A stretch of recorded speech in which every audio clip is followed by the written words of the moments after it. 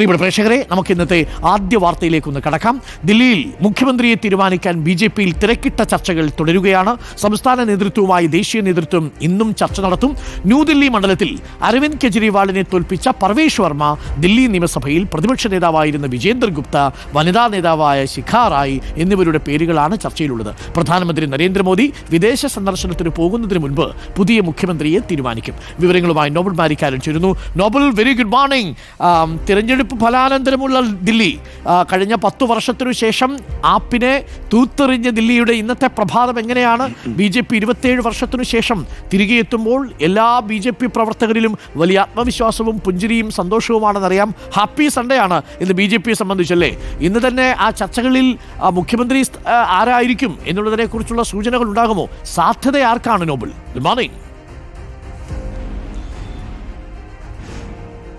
Arun, very good morning. Delhi വലിയ സന്തോഷത്തിലാണ് എന്ന് വേണം പറയാൻ. കാരണം 10 വർഷങ്ങൾക്ക് ശേഷം ദില്ലിയിൽ ഒരു ഭരണമാറ്റം ഉണ്ടായിരിക്കുന്നു. ഞാനുള്ളത് BJPയുടെ ദില്ലിയിലെ ദേശീയ ആസ്ഥാനത്തിന് മുന്നിലാണ്. ഈ തെരഞ്ഞെടുപ്പിൻ്റെ തന്ത്രങ്ങൾ എല്ലാം മെനഞ്ഞത് ഇവിടെ നിന്നാണ്. ആ വിജയം ഉണ്ടായ തന്ത്രങ്ങൾ മെനഞ്ഞ് ഇവിടെ നിന്ന് തന്നെ വേണം ഇനിയിപ്പോൾ ആരായിരിക്കും മുഖ്യമന്ത്രി എന്ന കാര്യത്തിലും ഒരു തീരുമാനത്തിലേക്ക് എന്താണെങ്കിലും പാർട്ടിക്ക് എത്താൻ.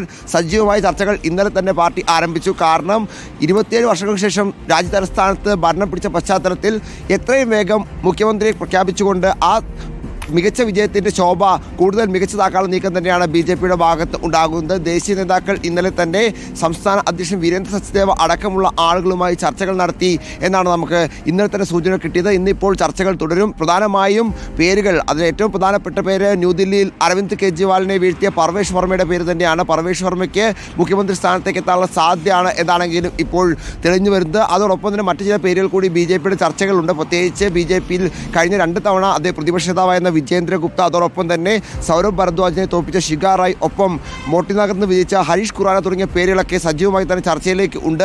അത് മാത്രമല്ല BJPയെ സംബന്ധിച്ച പല ഘട്ടങ്ങളിലും ഈ മുഖ്യമന്ത്രി ചർച്ചകളിലൊക്കെ കഴിഞ്ഞ കുറേ വർഷങ്ങളായി നമ്മൾ അത്ഭുതപ്പെടുത്തുന്ന തീരുമാനങ്ങൾ എടുത്തിട്ടുള്ള പാർട്ടിയാണ്. പ്രത്യേകിച്ച് അത് ശിവരാജ് സിംഗ് ചൗഹാനെ മാറ്റി മധ്യപ്രദേശിലും അതോടൊപ്പം രാജസ്ഥാനിലും ഒക്കെ പുതിയ മാറ്റങ്ങൾ BJP കൊണ്ടുവന്നൊരു സമയം കൂടിയാണ്. അതുകൊണ്ട് തന്നെ ഒരു പക്ഷേ അപ്രതീക്ഷിതമായ ഒരു തീരുമാനം BJPയുടെ ഭാഗത്ത് ഉണ്ടാകുമോ എന്നടക്കമുള്ള സംശയങ്ങൾ നിലനിൽക്കുന്നുണ്ട്. കാരണം പുറത്തുനിന്നൊരാൾ കൂടി വന്നുകൊണ്ട് മുഖ്യമന്ത്രി സ്ഥാനത്തേക്ക് എത്തിക്കുകയാണെങ്കിൽ അതിനും സാധ്യതകളുണ്ട്. സാധാരണ വലിയ മുഖങ്ങളെ അല്ല സാധാരണ കൊണ്ടുവരാറുള്ളത്. നമുക്ക് നയാബ് സിംഗ് സൈനിയുടെ കാര്യത്തിലേക്ക് ആണെങ്കിൽ പോലും അന്ന് മനോഹർലാൽ ഖട്ടാറിനെ മാറ്റി അദ്ദേഹത്തെ കൊണ്ടുവരുമ്പോൾ അദ്ദേഹം വലിയ മുഖമൊന്നും ആയിരുന്നില്ല. പക്ഷേ BJP അത്തരത്തിലുള്ള പരീക്ഷണങ്ങൾ നടത്തുന്ന ഒരു പാർട്ടിയാണ്. സ്വാഭാവികമായും പർവേഷ് വർമ്മയ്ക്ക് അപ്പുറം മറ്റേതെങ്കിലും പേരുകൾ എന്താണെങ്കിലും BJP മുന്നോട്ട് വയ്ക്കുമോ എന്നാണ് ഇനിയിപ്പോൾ അറിയാനുള്ളത്. പക്ഷേ നിലവിൽ പർവേഷ് വർമ്മയുടെ പേര് തന്നെയാണ് സജീവമായി ചർച്ചയിലുള്ളതും ആ പേര് തന്നെയാണ് കേൾക്കുന്നതും. ഇന്നലെ തന്നെ അദ്ദേഹം കേന്ദ്ര ആഭ്യന്തരമന്ത്രി അമിത്ഷാ അടക്കമുള്ളവരുമായി ചർച്ചകൾ നടത്തിക്കൊണ്ട് അതുമായി ബന്ധപ്പെട്ട നീക്കങ്ങളിലേക്ക് പോവുകയും ചെയ്യുന്നുണ്ട്. പ്രധാനമന്ത്രി അടുത്ത ദിവസം ഫ്രാൻസിലും പിന്നീട് അമേരിക്കയിലേക്കും പോകുന്നുണ്ട്. അതിനു മുൻപ് തന്നെ സത്യപ്രതിജ്ഞ ചടങ്ങ് ഉണ്ടാകും എന്നാണ് നമ്മൾ പ്രതീക്ഷിക്കുന്നത്. ഇന്നലെ ഈ ദേശീയ ആസ്ഥാനത്ത് നിന്നായിരുന്നു Modi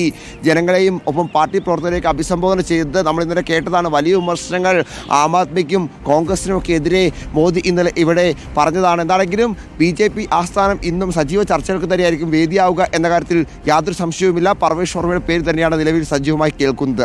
okay, thank you. Nobel മാരിക്കാരനാണ് നമുക്കൊപ്പം ചേർന്നത്.